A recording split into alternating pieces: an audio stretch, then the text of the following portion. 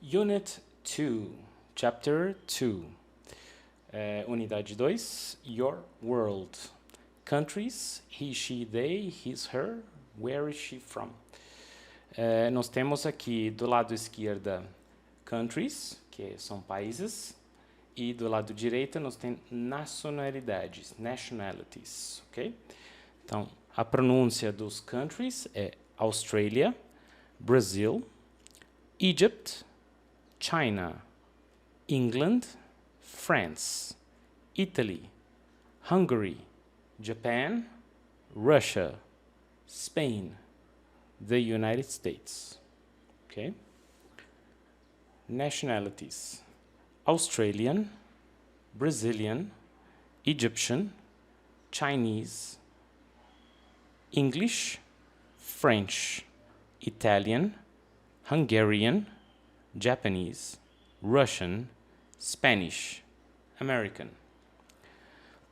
Se eu quero saber de onde você é, eu pergunto, where are you from? I'm from Brazil. Ok?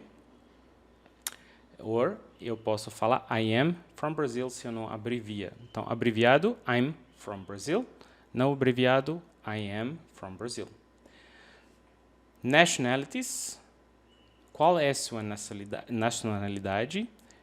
What is your nationality? What is your nationality? Ok? Então, I am Australian. I am Brazilian. Tá bom? Então, quando eu fizer a pergunta aqui, what is your nationality? I am South African. Okay, or I'm South African. Okay? Então, nós temos what is your nationality? I'm South African. I am from South Africa. Ela parece muito fácil, mas quando as perguntas vierem, muitas das vezes os alunos ficam confusos e aí eles começam a responder tipo, I'm Brazil. Se você fala I'm Brazil, você fala que você é o Brasil. Se você fala I am Brazilian, aí é diferente. Se você fala I am from Brazil, tá legal.